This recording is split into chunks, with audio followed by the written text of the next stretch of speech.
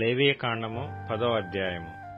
అహరోను కుమారులైన నాదాబు, అబీహులు తమ తమ ధూపార్తులను తీసుకుని వాటిలో నిప్పులుంచి వాటి మీద ధూపద్రవ్యము వేసి యెహోవా తమకు ఆజ్ఞాపింపని వేరొక అగ్నిని ఆయన సన్నిధికి తేగా, యెహోవా సన్నిధి నుండి అగ్ని బయలుదేరి వారిని కాల్చివేసెను. వారు యెహోవా సన్నిధిని మృతి పొందిరి. అప్పుడు మోషే అహరోనుతో ఇట్లనెను, ఇది యెహోవా చెప్పిన మాట. నా యొద్ద నుండి వారి యందు నేను నన్ను పరిశుద్ధపరచుకొందును, ప్రజలందరి ఎదుట నన్ను మహిమపరచుకొందును. అహరోను మౌనముగా నుండగా మోషే అహరోను పినతండ్రి అయిన ఉజ్జీయేలు కుమారులైన మీషాయేలును ఎల్సాఫానును పిలిచి, మీరు సమీపించి పరిశుద్ధ స్థలమును ఎదుట నుండి పాళెము వెలుపలికి మీ సహోదరుల శవములను మోసుకొని పోవుడని వారితో చెప్పెను. మోషే చెప్పినట్లు వారు సమీపించి చొక్కాయలను తీయకయే పాళెము వెలుపలికి వారిని మోసుకొని పోయిరి. అప్పుడు మోషే అహరోనును అతని కుమారులైన ఎలియాజరు, ఈతామారును వారితో, మీరు చావకుండునట్లు యెహోవా ఈ సర్వ సమాజం మీద ఆగ్రహపడకుండునట్లును మీరు తల విరబోసుకొనకూడదు, బట్టలను చింపుకొనకూడదు గాని యెహోవా వారిని కాల్చినందుకు మీ సహోదరులైన ఇశ్రాయేలీయుల ఇంటివారందరూ ఏడవవచ్చును. యెహోవా అభిషేక తైలము మీ మీదనున్నది గనుక మీరు చావకుండునట్లు మీరు ప్రత్యక్షపు గుడారము యొక్క ద్వారములో నుండి బయలు వెళ్లకూడదనెను. వారు మోషే చెప్పిన మాట చొప్పున చేసిరి. మరియు యెహోవా అహరోనుతో ఇట్లనెను, మీరు ప్రత్యక్షపు గుడారములోనికి వచ్చినప్పుడు మీరు చావకుండునట్లు నీవును నీ కుమారులను ద్రాక్షారసమునే గాని మద్యమునే గాని త్రాగకూడదు.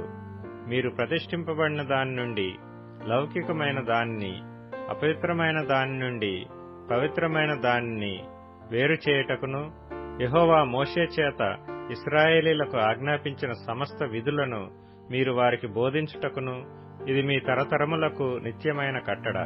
అప్పుడు మోషే అహరోనుతోనూ మిగిలిన అతని కుమారులైన ఎలియాజరు, ఈతామారులతోనూ ఇట్లనెను, మీరు యెహోవా హోమ ద్రవ్యములలో మిగిలిన నైవేద్యమును తీసుకొని అది పొంగకుండా బలిపీఠము దగ్గర తినుడి. అది అతి పరిశుద్ధము. యెహోవా హోమ ద్రవ్యములో నుండి అది నీకును నీ కుమారులకును నియమింపబడిన వంతు. కావున మీరు పరిశుద్ధ స్థలములో దానిని తినవలెను. నేను అట్టి ఆజ్ఞను పొందితిని. మరియు అల్లాడించు బోరను, ప్రతిష్ఠితమైన జబ్బను మీరు అనగా నీవును నీతో పాటు నీ కుమారులను నీ కుమార్తెలను పవిత్ర స్థలములో తినవలెను. ఏలయనగా అవి ఇశ్రాయేలీలు అర్పించు సమాధాన బలులలో నుండి నీకును నీ కుమారులకును నియమింపబడిన వంతులు.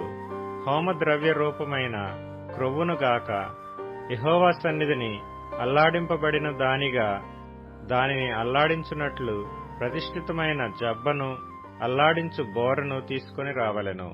నిత్యమైన కట్టడ చొప్పున అవి నీకును నీ కుమారులకును చెందును. అట్లు యెహోవా ఆజ్ఞాపించెను. అప్పుడు మోషే పాపపరిహారార్థ బలియగు మేకను కనుగొనవలెనని జాగ్రత్తగా వెదికినప్పుడు అది కాలిపోయి ఉండెను. అతడు అహరోను కుమారులలో మిగిలిన ఎలియాజరు, ఈతామారును వారి మీద ఆగ్రహపడి, మీరు పరిశుద్ధ స్థలములో ఆ పాప పరిహారార్థ బలి పశువును ఎలా తినలేదు? అది అతి పరిశుద్ధము కదా. సమాజం యొక్క దోష శిక్షను భరించి యెహోవా సన్నిధిని వారి నిమిత్తము ప్రాయశ్చిత్తము చేయుటకై ఆయన దానిని మీకిచ్చెను కదా. ఇదిగో దాని రక్తమును పరిశుద్ధ స్థలములోనికి తేవలెను కదా. నేను ఆజ్ఞాపించినట్లు నిశ్చయముగా పరిశుద్ధ స్థలములో దానిని తినవలెనని చెప్పెను. అందుకు అహరోను మోషేతో, ఇదిగో నేడు పాప పరిహారార్థ బలి పశువును దహన బలి ద్రవ్యమును యెహోవా సన్నిధికి వారు తేగా ఇట్టి ఆపదలు నాకు సంభవించెను.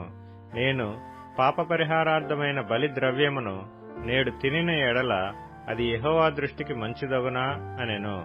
మోషే ఆ మాట విని ఒప్పుకొనెను.